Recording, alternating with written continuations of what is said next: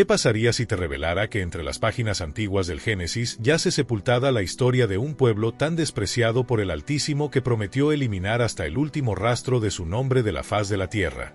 No estamos hablando de metáforas ni de simbolismos religiosos abstractos, sino de una erradicación literal y absoluta. Los amalecitas, descendientes directos de la mismísima familia de Abraham, el padre de la fe, de alguna manera incomprensible cruzaron una línea tan terrible, tan imperdonable, que el Dios de la misericordia infinita declaró una guerra eterna y sin cuartel contra ellos y su descendencia. Pero aquí viene lo que realmente perturba a los estudiosos de las Escrituras y a los teólogos más experimentados.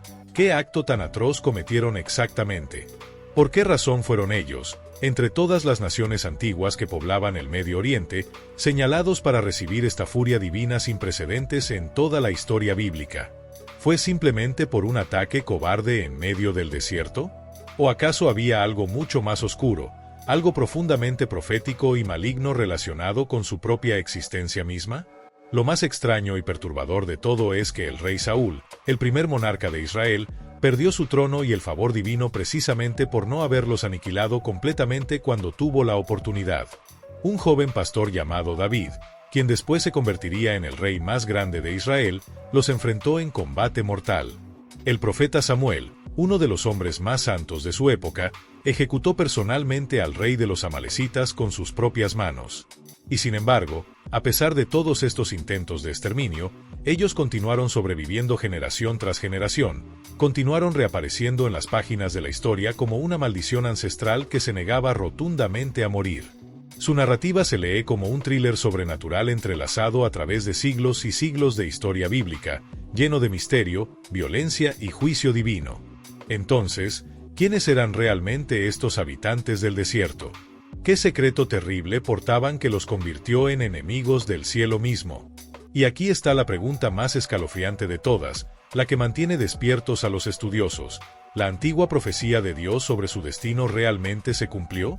Vamos a descubrir juntos este misterio milenario que ha permanecido oculto en las arenas del tiempo. Pero antes de continuar, si este tipo de contenido bíblico profundo te fascina tanto como a mí, no olvides dejar tu like en este video y suscribirte al canal activando la campanita de notificaciones. Créeme, no querrás perderte lo que viene a continuación porque esta historia es absolutamente increíble. La historia comienza de una manera verdaderamente extraordinaria, con dos hermanos que ya luchaban ferozmente incluso antes de haber nacido, dentro del vientre mismo de su madre Rebeca. Jacob y Esaú peleaban entre sí con tal intensidad que Rebeca llegó a consultar al Señor sobre lo que estaba ocurriendo en su interior. Cuando finalmente llegó el momento del parto, Esaú emergió primero al mundo, completamente cubierto de un cabello rojizo que le daba una apariencia única y distintiva. Su hermano Jacob vino inmediatamente detrás de él, literalmente agarrando el talón de Esaú con su pequeña mano, como si intentara retenerlo o superarlo desde el primer momento de vida. Desde ese instante inicial, sus vidas quedarían marcadas para siempre por el conflicto profundo, la competencia feroz y la rivalidad fraternal. Esaú creció y se desarrolló como un cazador extremadamente hábil, un hombre de los campos abiertos que amaba profundamente la vida silvestre y la naturaleza indómita. Su padre Isaac lo favorecía especialmente porque disfrutaba enormemente de la caza salvaje que Esaú traía regularmente a casa después de sus expediciones por el desierto. La relación entre padre e hijo primogénito era muy estrecha, basada en esta pasión compartida por la caza. Pero un día fatídico, después de regresar del campo completamente exhausto, hambriento hasta el punto del desfallecimiento, Esaú tomó una decisión impulsiva que alteraría radicalmente el curso de la historia humana y el destino de naciones enteras. Génesis capítulo 25, versículo 29 nos relata con detalle preciso este momento crucial. En una ocasión, mientras Jacob estaba preparando cuidadosamente un guiso aromático, Esaú llegó del campo prácticamente arrastrándose de cansancio. Y Esaú, movido por su desesperación física, le dijo a Jacob con urgencia: «Déjame comer un poco de ese guiso rojo, porque estoy absolutamente agotado». Por esta razón su nombre fue llamado Edom, que significa rojo en hebreo, un nombre que llevaría toda su vida y que se convertiría en el nombre de toda una nación. Jacob, siendo astuto y viendo una oportunidad única que quizás nunca volvería a presentarse, le respondió a su hermano: «Véndeme ahora mismo tu primogenitura». La primogenitura lo era absolutamente todo en aquella cultura antigua. Significaba recibir una porción doble de la herencia familiar, implicaba la posición de liderazgo dentro del clan, y más importante aún, incluía la bendición espiritual sagrada que pasaba de padre a hijo primogénito a través de las generaciones, conectándolos directamente con las promesas que Dios había hecho a Abraham. Pero Esaú, pensando únicamente en su hambre inmediata, en su necesidad física del momento, respondió con una ligereza absolutamente chocante que revela mucho sobre su carácter y sus prioridades. Génesis capítulo 25, versículos 32 al 34 registra sus palabras exactas para la posteridad: «He aquí, estoy a punto de morir de hambre, ¿de qué me sirve entonces la primogenitura?». Por lo tanto, hizo un juramento solemne y vendió su derecho de nacimiento a Jacob por un simple plato de lentejas rojas y un pedazo de pan. El pasaje termina con una evaluación devastadora y contundente del carácter de Esaú. Así menospreció Esaú su primogenitura, mostrando su absoluto desprecio por las cosas sagradas y eternas. Años más tarde, cuando Isaac envejeció considerablemente y sus ojos se oscurecieron hasta casi la ceguera completa, decidió bendecir a Esaú antes de morir, queriendo asegurarse de transmitir la bendición patriarcal antes de partir de este mundo. Pero Rebeca, la madre, escuchó secretamente el plan y ayudó astutamente a Jacob a engañar a su padre vistiéndose exactamente como Esaú.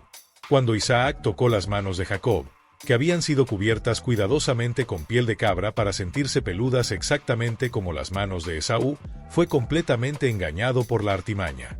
Jacob recibió la bendición principal que estaba destinada para su hermano mayor, una bendición que una vez pronunciada no podía ser revocada según las tradiciones antiguas.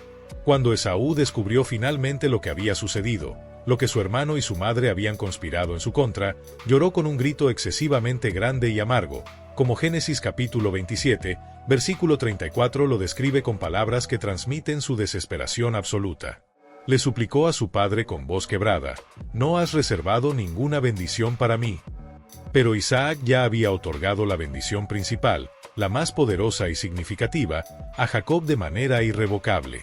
La única bendición que quedaba disponible para Esaú era una de naturaleza muy diferente, casi una maldición comparada con lo que había recibido su hermano. Génesis 27, versículos 39 y 40 registran las palabras proféticas de Isaac para su hijo mayor, palabras que determinarían el destino de sus descendientes. «He aquí, lejos de la fertilidad de la tierra será tu morada, y lejos del rocío del cielo en lo alto. Vivirás por tu espada y servirás a tu hermano. Pero cuando te fortalezcas y te hagas inquieto, romperás su yugo de tu cuello». El corazón de Esaú quedó completamente lleno de un odio mortal y profundo contra Jacob. Planeaba matar a su hermano traidor tan pronto como su padre falleciera, esperando solo ese momento para ejecutar su venganza. Pero Rebeca, siempre vigilante y protectora de Jacob, captó el viento del plan asesino y envió rápidamente a Jacob lejos, hacia su hermano Labán en Harán, salvándole la vida a su hijo favorito. Esaú fue dejado atrás, amargado, rechazado y profundamente resentido contra toda su familia. En su ira creciente, y tal vez como un acto deliberado de rebelión abierta contra sus padres quienes nunca habían aprobado los matrimonios con cananeos, Esaú tomó esposas de entre los cananitas y también de la familia de Ismael, el hijo rechazado de Abraham. Génesis 36, versículo 2 los identifica claramente. Esaú tomó sus esposas de las hijas de Canaán: Ada, hija de Elón el Eteo, y Aholibama, hija de Aná, hija de Zibeón el Hebeo. Estos matrimonios fueron una fuente constante de amargura y tristeza para Isaac y Rebeca, quienes veían cómo su hijo se alejaba cada vez más de las tradiciones familiares y de las promesas divinas. Eventualmente, Esaú tomó la decisión drástica de abandonar Canaán completamente. Reunió a sus esposas, todos sus hijos que ya eran numerosos, todo su ganado considerable, y toda la propiedad sustancial que había acumulado durante años, y se fue a vivir permanentemente en la región montañosa de Seir, estableciendo una distancia física y simbólica entre él y su hermano Jacob. Génesis 36, versículo 8 declara simplemente pero con enorme significado: «Así habitó Esaú en la región montañosa de Seir». Esaú es Edom. Este fue el nacimiento de la nación edomita, y de esta línea ancestral surgirían eventualmente los temibles amalecitas. Entre todos los numerosos hijos de Esaú, uno destacaba por encima del resto en términos de derecho de nacimiento, autoridad familiar y posición social. Su nombre era Elifaz y nació de Ada, una de las esposas principales de Esaú.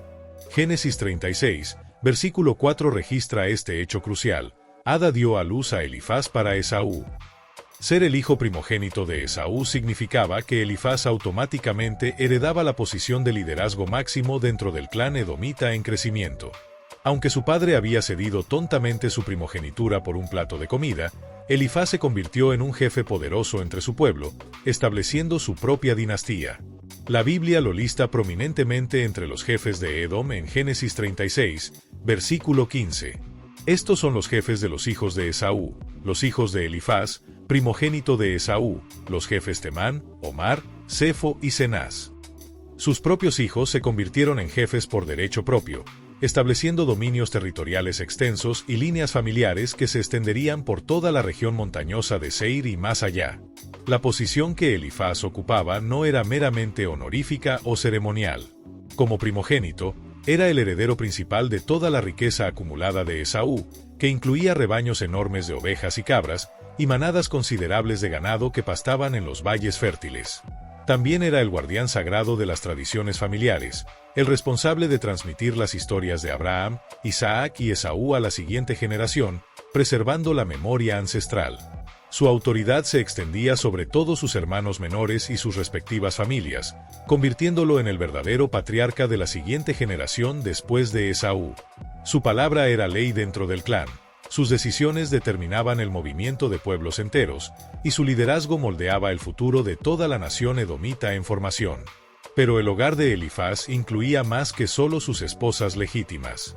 Como muchos hombres de riqueza considerable y alto estatus social en el mundo antiguo del Medio Oriente, también tenía concubinas, mujeres de estatus claramente inferior al de las esposas principales, pero que aún formaban parte integral de su hogar extendido.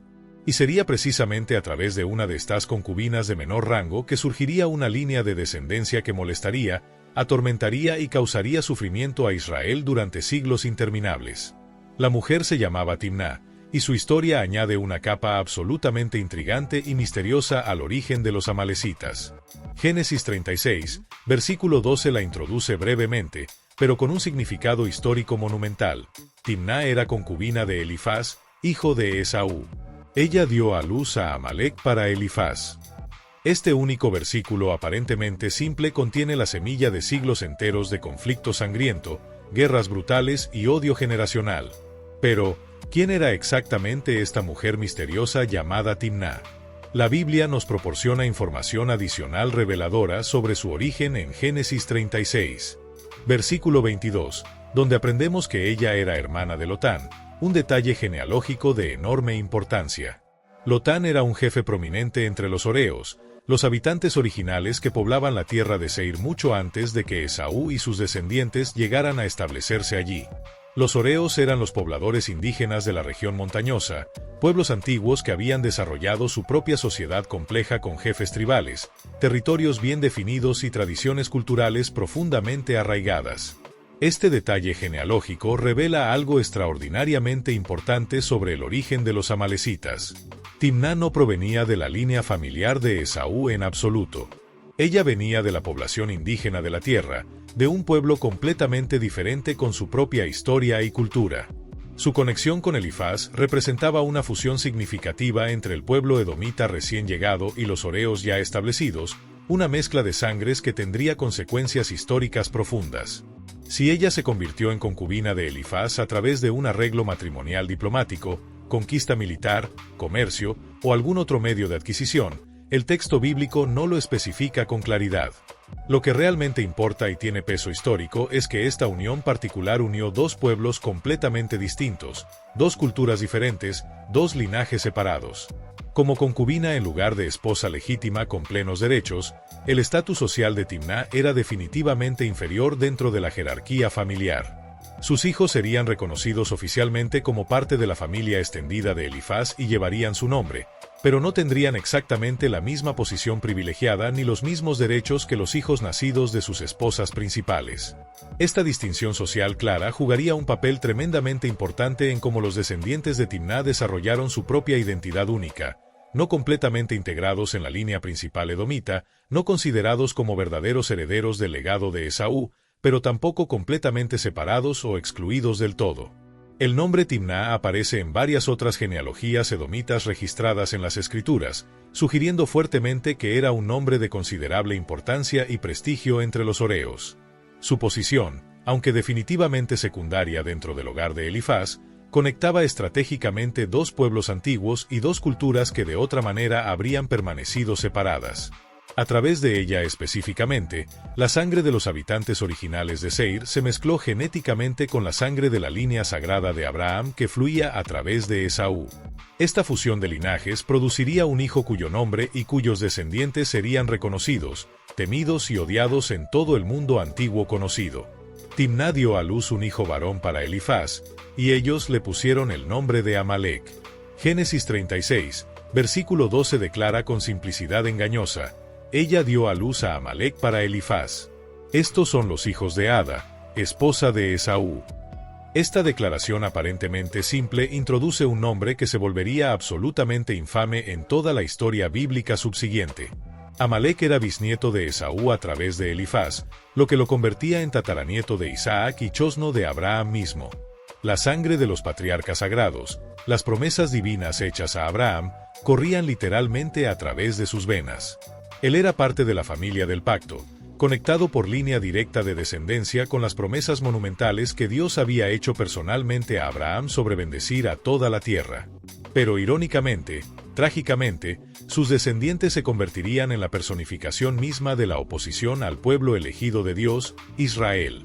Se volverían enemigos acérrimos de aquellos que llevaban las promesas que también fluían en su propia sangre. El nombre Amalek aparece cuidadosamente en los registros genealógicos junto con sus primos, los otros hijos y nietos de Esaú que poblaban la región. Pero algo profundamente diferente y significativo sucedió específicamente con la línea de Amalek que no ocurrió con los demás descendientes de Esaú. Mientras que la gran mayoría de los descendientes de Esaú permanecieron completamente integrados como edomitas, identificándose principalmente con la nación unificada de Edom y sus tradiciones, los descendientes específicos de Amalek formaron gradualmente su propia identidad completamente distinta y separada. Se volvieron conocidos en todo el antiguo Medio Oriente no como edomitas, no como parte de esa nación mayor, sino como amalecitas, un grupo de personas completamente separado con su propio territorio definido, su propia cultura única, sus propias tradiciones de guerra y su propio destino histórico. Génesis 36, versículo 16 lista a Amalek prominentemente entre los jefes tribales. Estos son los jefes de los hijos de Esaú, los hijos de Elifaz, primogénito de Esaú, los jefes Temán, Omar, Sefo, Cenaz, Coré, Gatam y Amalek. Estos son los jefes de Elifaz en la tierra de Edom. Estos son los hijos de Ada. Noten cuidadosamente que Amalek está listado claramente entre los jefes poderosos, indicando que alcanzó una posición significativa de liderazgo militar y político, y estableció su propio dominio territorial considerable. Pero a diferencia de sus primos y tíos que mantuvieron firmemente su identidad como edomitas, viviendo en el monte Seir junto a sus parientes, los descendientes de Amalek migraron progresivamente y se establecieron en territorios completamente diferentes. Se trasladaron hacia el sur, hacia el desierto inhóspito del Negev y las áreas áridas al sur de Canaán, creando una distancia geográfica significativa entre ellos mismos y la población principal concentrada de edomitas en las montañas de Seir.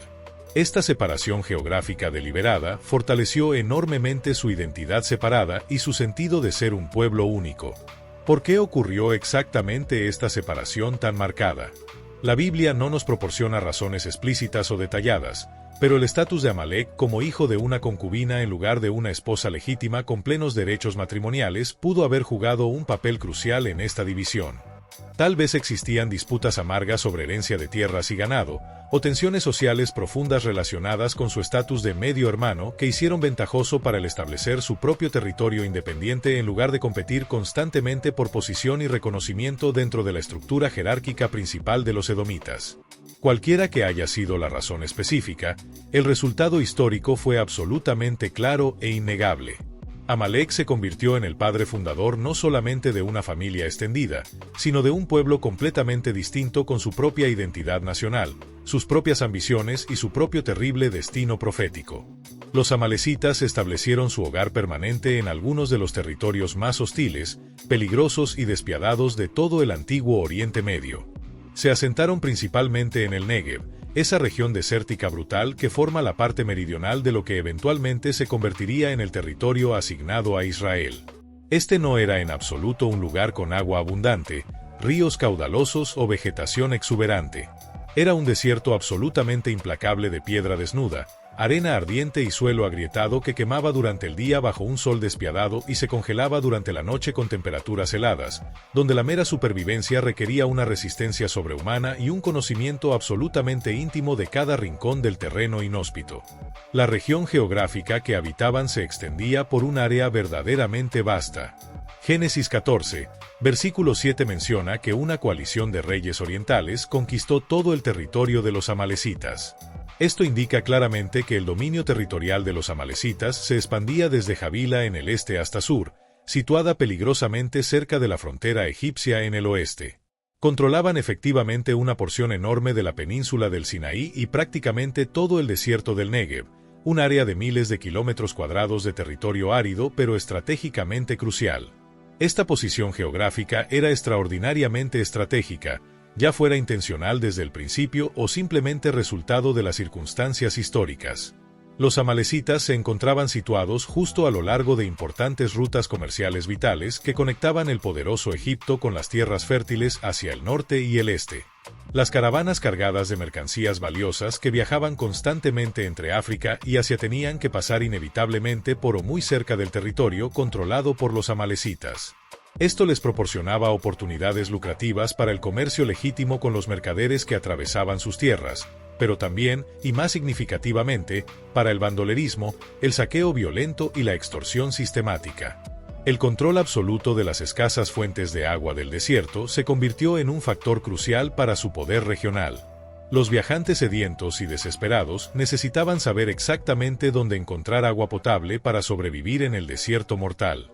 Los amalecitas, conociendo la ubicación precisa de cada pozo, cada manantial oculto, cada oasis secreto, podían controlar completamente quién vivía y quién moría en su territorio. Números 13, versículo 29 describe con precisión el diseño territorial cuando los espías israelitas exploraron cuidadosamente la tierra prometida. Los amalecitas habitan en la tierra del Negev. Los heteos, los jebuseos y los amorreos habitan en la región montañosa. Y los cananeos habitan junto al mar y a lo largo del Jordán. Los amalecitas fueron reconocidos universalmente como el pueblo dominante del desierto del sur, completamente distintos de todos los otros pueblos que habitaban las diversas regiones de Canaán. Eran los señores indiscutibles de las arenas ardientes, los maestros del desierto implacable. El ambiente feroz y brutal del desierto moldeó completamente el modo de vida característico de los amalecitas. No podían depender de la agricultura estable en la mayor parte de su territorio debido a la ausencia casi total de agua consistente y la tierra completamente árida e infértil que se negaba a producir cosechas.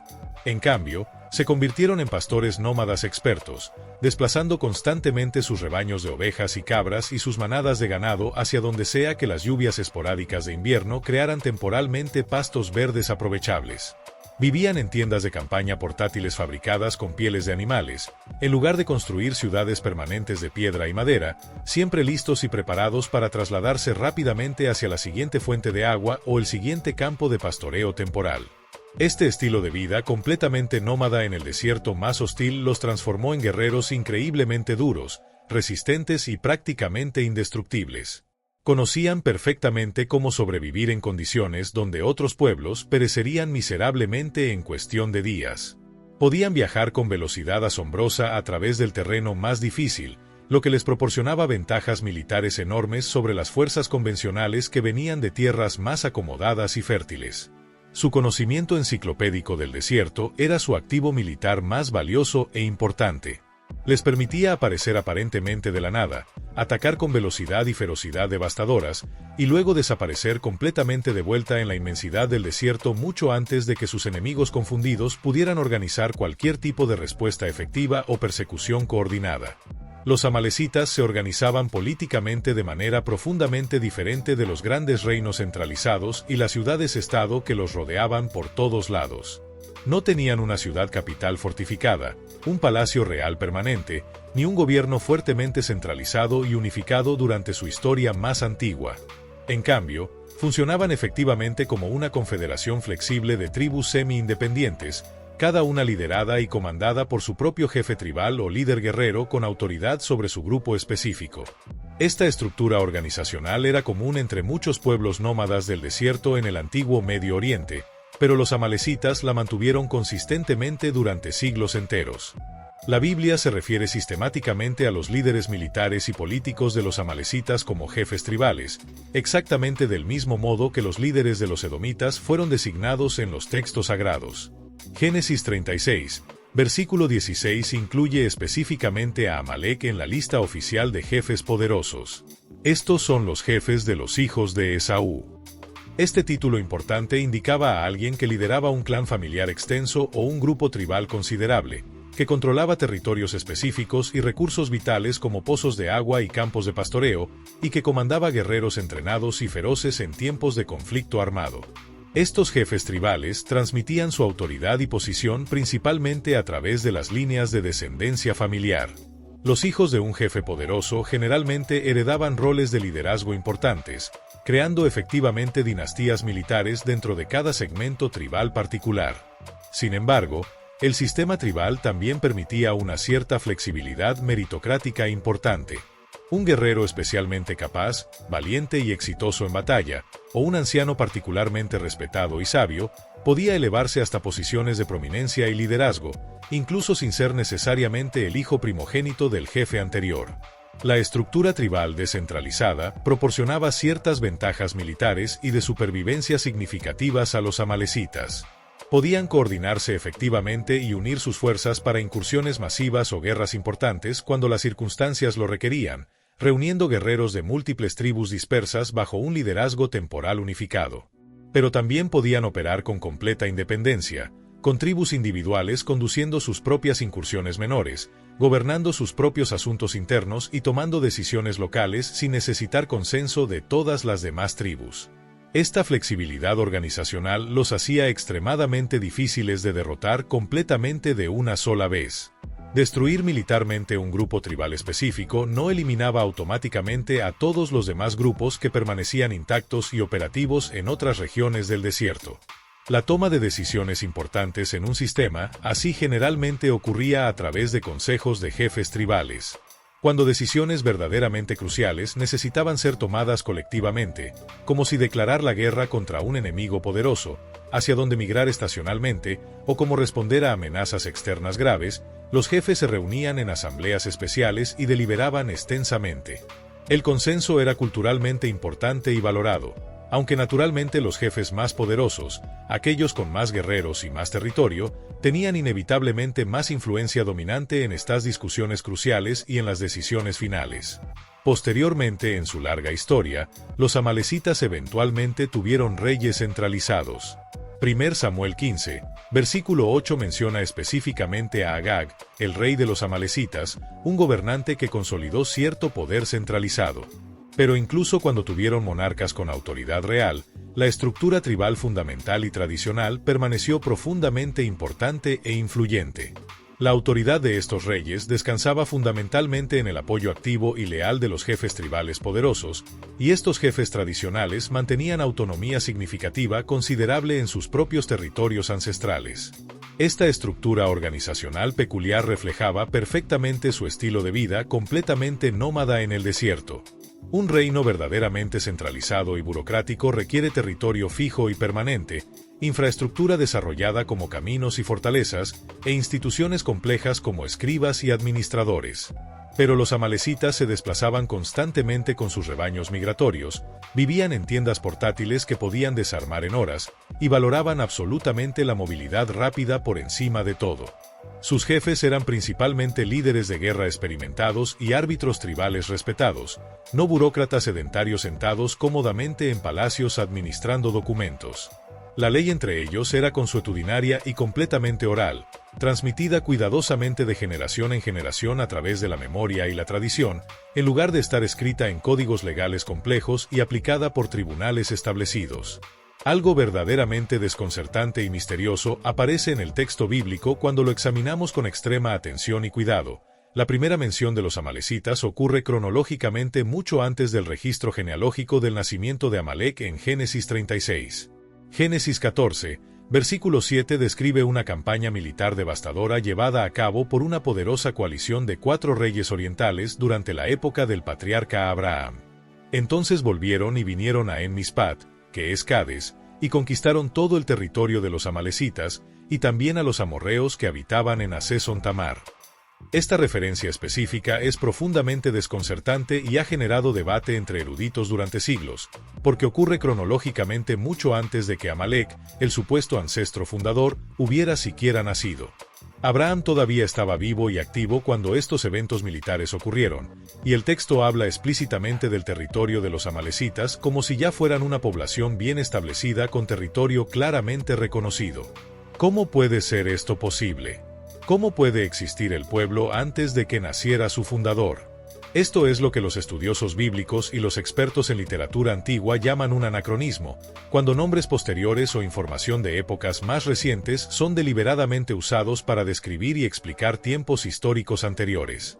El escritor o compilador final de Génesis, registrando y organizando estas historias antiguas mucho tiempo después de que los eventos realmente ocurrieron, utilizó estratégicamente el nombre que los lectores de su propia época contemporánea reconocerían instantáneamente y sin confusión.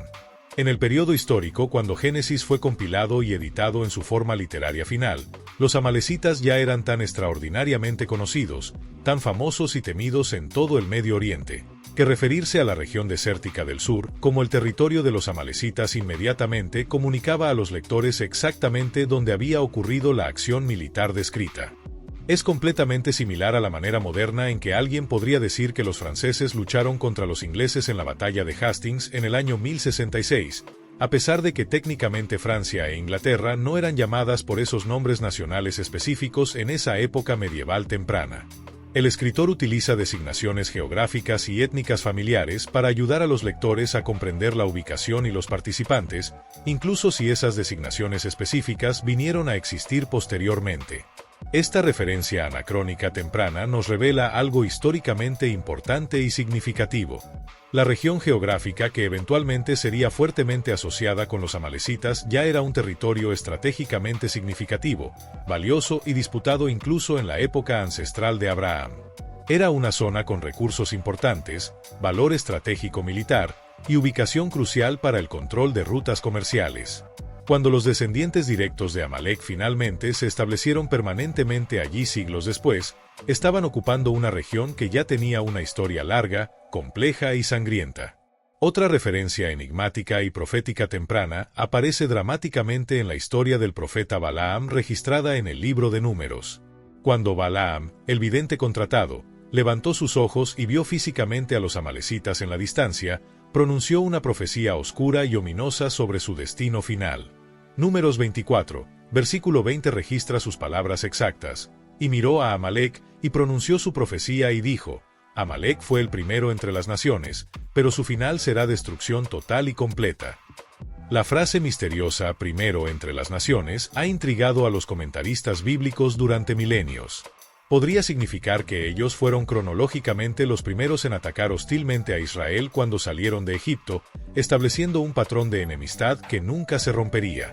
O alternativamente, puede referirse a su gran antigüedad histórica como pueblo y su prominencia reconocida entre todas las naciones y pueblos de la región del Medio Oriente.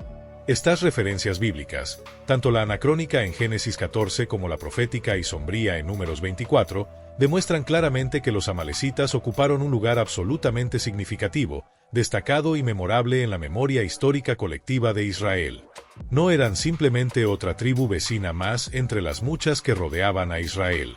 El nombre mismo de los amalecitas llevaba un peso psicológico enorme, cargado de significado histórico y ominoso. Incluso cuando los escritores sagrados escribían sobre periodos históricos anteriores a la existencia de los amalecitas como pueblo, usaban su nombre como un punto de referencia geográfico inmediatamente reconocible, porque comunicaba clara e instantáneamente la ubicación exacta a su audiencia contemporánea. Mientras los descendientes directos de Amalek se multiplicaban exponencialmente y se dispersaban ampliamente por el desierto brutal del Negev y la península del Sinaí, desarrollaron gradualmente una cultura distintiva y única que los separó completamente tanto de sus parientes edomitas como de todos los demás pueblos establecidos de la región circundante. Esto no se trataba meramente de dónde vivían geográficamente o cómo estaban organizados políticamente en términos de estructura tribal. Se trataba fundamentalmente de quiénes eran como pueblo, su identidad central, sus valores culturales profundos y su reputación en el mundo antiguo. Los amalecitas se volvieron ampliamente conocidos y universalmente temidos en toda la antigüedad del cercano oriente como guerreros absolutamente feroces, crueles y despiadados. Su reputación terrible fue construida deliberadamente sobre sus capacidades militares excepcionales y, más significativamente, sobre su voluntad completa de atacar objetivos que otros pueblos, incluso otros pueblos guerreros, normalmente evitarían por razones éticas o estratégicas. Vivir constantemente en el ambiente hostil del desierto los volvió física y mentalmente duros más allá de lo imaginable, pero ellos eligieron conscientemente canalizar esa dureza extraordinaria no en construcción pacífica sino en agresión militar constante y violencia sistemática. No construyeron monumentos impresionantes de piedra, templos magníficos o ciudades amuralladas que los arqueólogos modernos pudieran después excavar y estudiar. No crearon literatura escrita, poesía refinada o arte visual que sobreviviera los siglos para testificar de su civilización. Su legado histórico fue escrito indeleblemente en las memorias traumáticas y los registros escritos de los pueblos que ellos aterrorizaron, invadieron y saquearon. Su estilo de vida completamente nómada significaba que acumulaban riqueza de manera profundamente diferente a los pueblos sedentarios y agrícolas. En lugar de poseer campos fértiles cultivados y edificios permanentes de piedra, su riqueza consistía en rebaños móviles de animales, ganado valioso, bienes portátiles como joyas y armas, y crucialmente, lo que podían arrebatar violentamente de otros. El saqueo y la guerra no eran ocasionales para ellos, no eran actividades excepcionales reservadas para tiempos de crisis. Eran parte integral y fundamental de su sistema económico completo. Las caravanas comerciales cargadas de mercancías que atravesaban arriesgadamente el desierto, los campamentos vulnerables establecidos en las fronteras del área silvestre, incluso refugiados desesperados y grupos de migrantes pasando inocentemente a través de su territorio controlado. Todos eran considerados objetivos completamente legítimos y potenciales fuentes de riqueza. Esta cultura dominante de guerra constante y violencia estructural moldeó profundamente sus valores sociales centrales y su identidad colectiva como pueblo. Honraban y elevaban la fuerza física bruta, el coraje temerario en batalla y la habilidad excepcional en el combate cuerpo a cuerpo. Sus jóvenes varones aprendían a luchar y matar desde la más temprana infancia, entrenados rigurosamente en el uso experto de la espada de bronce, el arco compuesto y la lanza. Aprendían técnicas avanzadas para moverse con velocidad sobrehumana a través del terreno desértico más difícil, técnicas especializadas para rastrear tanto animales como humanos a través de las arenas, tácticas para atacar repentinamente sin advertencia previa, y lo más importante, cómo desaparecer completamente de vuelta en la vastedad del desierto mucho antes de que los refuerzos enemigos pudieran llegar al lugar del ataque. Los amalecitas también desarrollaron una reputación particularmente siniestra por un tipo específico de crueldad calculada y falta total de honor en la guerra. Como veremos en eventos históricos posteriores que la Biblia registra, ellos no seguían los códigos de guerra normales o las costumbres de combate que otros pueblos antiguos, incluso otros pueblos guerreros violentos, generalmente observaban y respetaban. Atacaban deliberadamente a los débiles, enfermos y vulnerables sin la más mínima hesitación o vergüenza. Esto no era considerado deshonroso o cobarde en su cultura particular. Era visto como completamente práctico y eficiente. ¿Por qué arriesgar pérdidas luchando contra guerreros fuertes y bien armados cuando podías simplemente tomar lo que necesitabas de aquellos que no podían ofrecer resistencia efectiva? Su conexión genética y cultural con los edomitas, sus parientes, permaneció técnicamente existente, pero se volvió progresivamente más distante, más tenue con cada generación que pasaba. Compartían ancestros comunes verificables a través de Esaú y probablemente mantuvieron algunas relaciones comerciales ocasionales y cooperación militar esporádica contra enemigos compartidos. Pero los amalecitas se veían a sí mismos como fundamentalmente distintos, como un pueblo separado con su propio destino. Tenían sus propios jefes tribales independientes, su propio territorio controlado, su propio modo de vida característico. Cuando los escritores bíblicos compilaban listas de los pueblos de la región, los amalecitas y los edomitas eran invariablemente nombrados por separado, reconocidos universalmente como naciones diferentes con identidades distintas. El lenguaje probablemente jugó un papel significativo en reforzar esta identidad separada y este sentido de ser únicos. Aunque no tenemos registros sobrevivientes de la lengua amalecita específica, probablemente hablaban un dialecto relacionado con el edomita y otras lenguas semíticas de la región más amplia, pero con sus propias características lingüísticas únicas desarrolladas durante su tiempo aislado en el desierto, nombres personales específicos, expresiones idiomáticas particulares y vocabulario especializado relacionado con la vida en el desierto habrían reforzado poderosamente su sentimiento de ser un pueblo completamente único y distinto. Las prácticas religiosas también los distinguían claramente de sus parientes. Como descendientes directos de Esaú, habrían conocido las historias sagradas de Abraham, Isaac y las promesas divinas, pero no adoraban al Dios de Abraham como supremo. Como los edomitas y otros pueblos que descendían técnicamente de la línea de Abraham, pero que estaban fuera del pacto divino, los amalecitas seguían y adoraban a otros dioses paganos. La Biblia no detalla específicamente sus prácticas religiosas exactas o los nombres de sus deidades, pero claramente no compartían la fe monoteísta de Israel ni reconocían al Dios de Israel como el único Dios verdadero y supremo del universo. Para el tiempo en que Israel emergió dramáticamente de Egipto después de 400 años de esclavitud, ya habían pasado varios siglos desde el nacimiento de Amalek. Los amalecitas se habían convertido en un pueblo completamente establecido, numeroso y poderoso con una identidad nacional claramente definida. Controlaban territorio significativo y estratégico a través del desierto del sur, poseían tradiciones militares sofisticadas transmitidas por generaciones, y eran reconocidos por absolutamente todos los pueblos circundantes como una nación distinta, poderosa y peligrosa. Se habían transformado completamente de ser simplemente descendientes menores del nieto de Esaú en los amalecitas, un pueblo cuyo nombre estaba a punto de ser escrito permanentemente en la historia sagrada a través de un acto de agresión cobarde que los definiría para siempre, eternamente, en la memoria colectiva atormentada de Israel. Los israelitas acababan de experimentar la liberación más dramática, milagrosa y sobrenatural en toda la historia humana registrada. Habían presenciado personalmente 10 plagas devastadoras que castigaron brutalmente a Egipto mientras ellos permanecían completamente protegidos e ilesos bajo la sangre del Cordero Pascual. Vieron con sus propios ojos el Mar Rojo separarse sobrenaturalmente en 2 muros gigantescos de agua, caminaron por tierra completamente seca a través del fondo del mar, y fueron testigos directos del poderoso ejército egipcio que los perseguía ser completamente destruido y ahogado detrás de ellos cuando las aguas colapsaron.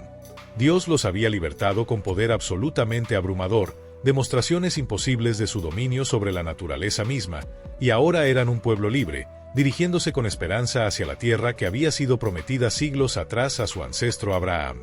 Pero la libertad tan anhelada no significaba automáticamente paz o seguridad.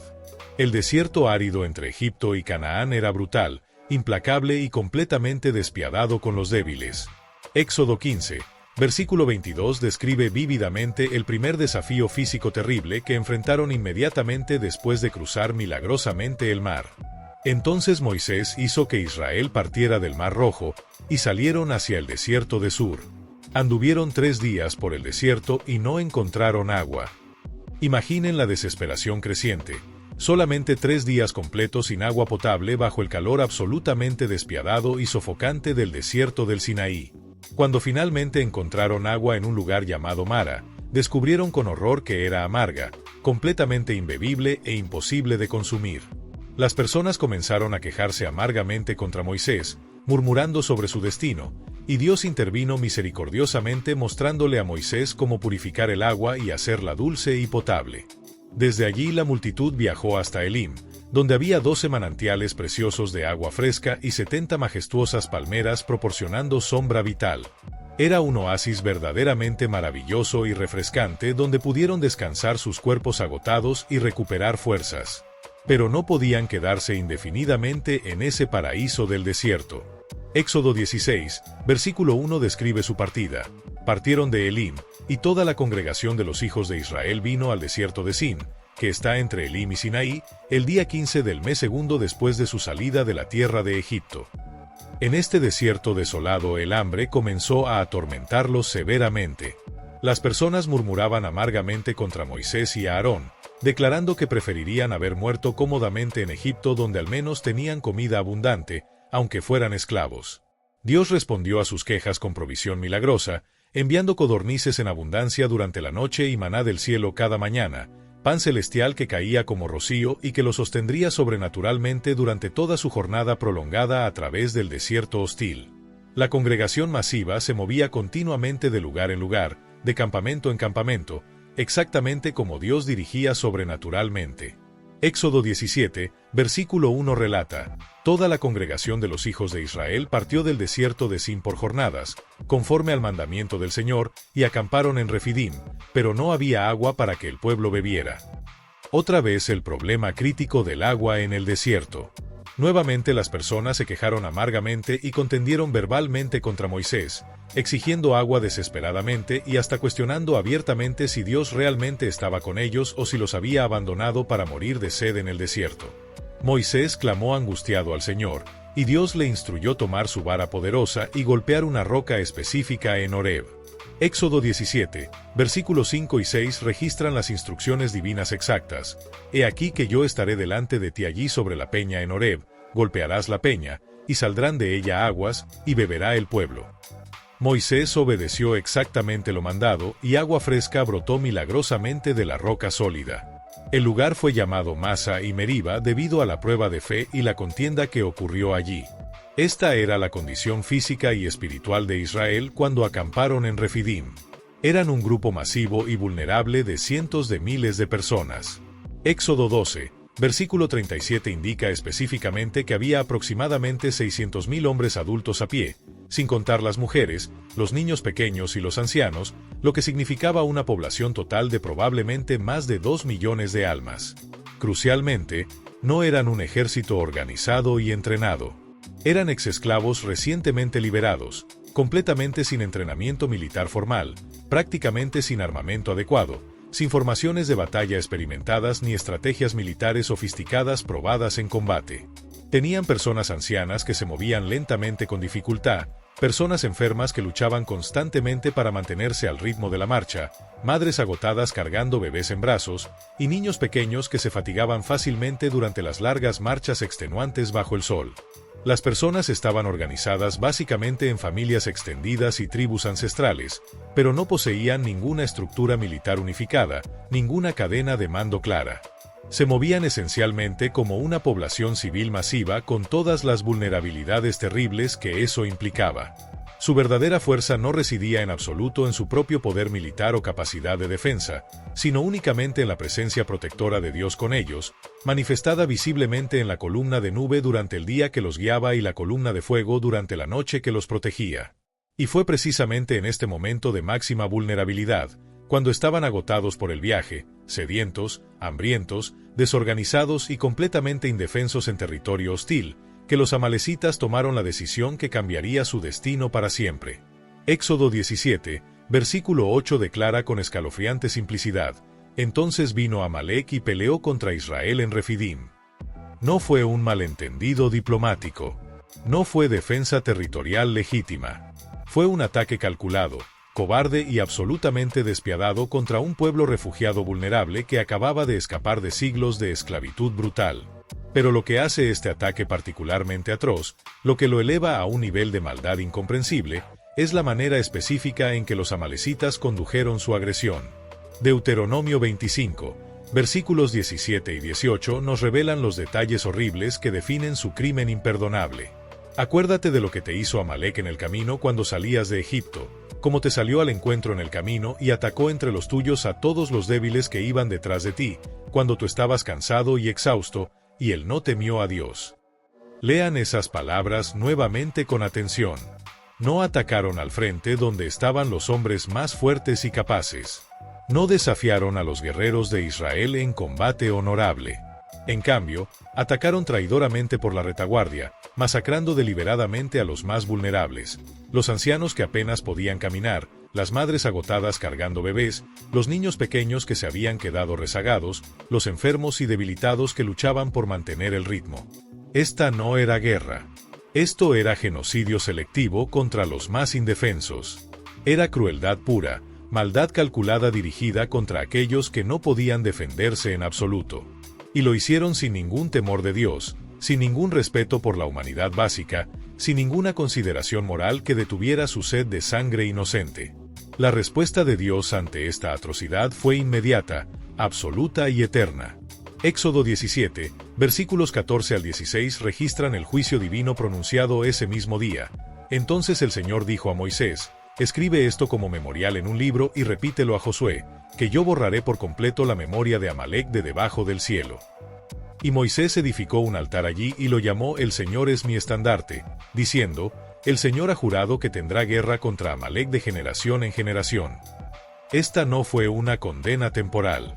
No fue un castigo que pudiera ser revocado mediante arrepentimiento. Fue una sentencia eterna y absoluta. Dios mismo, el creador del universo, declaró guerra perpetua contra Amalek y juró borrar su nombre completamente de la existencia. ¿Por qué tan severo? ¿Por qué tan absoluto e irrevocable? Porque su ataque no fue simplemente contra Israel como nación. Fue un ataque directo contra el plan redentor de Dios para toda la humanidad. Israel llevaba las promesas divinas hechas a Abraham de bendecir a todas las naciones de la tierra. A través de Israel vendría el Mesías que salvaría al mundo entero. Al intentar destruir a Israel en su momento más vulnerable, los amalecitas estaban atacando el propósito eterno de Dios mismo. Estaban posicionándose como enemigos no solo de un pueblo, sino del cielo mismo. Más allá del ataque físico, lo que los amalecitas revelaron en Refidim fue la naturaleza profunda de su corazón colectivo. Mostraron que no tenían temor de Dios, no tenían misericordia, no tenían límites morales de ningún tipo. Estaban dispuestos a masacrar a los más débiles e inocentes para obtener cualquier ganancia material temporal. Esta maldad fundamental, esta ausencia total de conciencia divina, los marcó para juicio eterno. A lo largo de las generaciones subsiguientes, esta enemistad continuó manifestándose repetidamente. Durante el periodo de los jueces, los amalecitas se aliaron con otros enemigos de Israel para oprimirlos cruelmente. En los días del rey Saúl, Dios ordenó específicamente la destrucción total de Amalek como ejecución de su juicio antiguo. Pero Saúl desobedeció parcialmente, perdonando al rey Agag y guardando lo mejor del botín. Esta desobediencia le costó a Saúl su trono y el favor divino, demostrando cuán seriamente Dios tomaba su decreto contra Amalek. El profeta Samuel tuvo que ejecutar personalmente a Agag, declarando: como tu espada dejó a las mujeres sin hijos, así tu madre quedará sin hijo entre las mujeres. Incluso el gran rey David tuvo que luchar contra los amalecitas múltiples veces durante su reinado. Cuando saquearon y quemaron la ciudad de Ziklag, llevándose cautivas a las esposas e hijos de David y sus hombres, David los persiguió y los derrotó, rescatando a todos los cautivos. La profecía pronunciada por Balaam siglos antes comenzó a cumplirse gradualmente. Amalek fue el primero entre las naciones, pero su final será destrucción total. Y así fue. Con el tiempo, los amalecitas desaparecieron completamente de la historia registrada. No quedaron monumentos, no quedó literatura, no quedó herencia cultural alguna. Su nombre fue literalmente borrado de debajo del cielo exactamente como Dios había prometido. Hoy, no existen amalecitas. No hay nación que reclame esa descendencia. No hay pueblo que lleve ese nombre maldito. El juicio divino se cumplió con precisión absoluta e irrevocable. Pero la historia de Amalek nos deja lecciones eternas que resuenan poderosamente hasta nuestros días. Nos enseña que Dios ve y registra cada acto de crueldad contra los vulnerables e indefensos.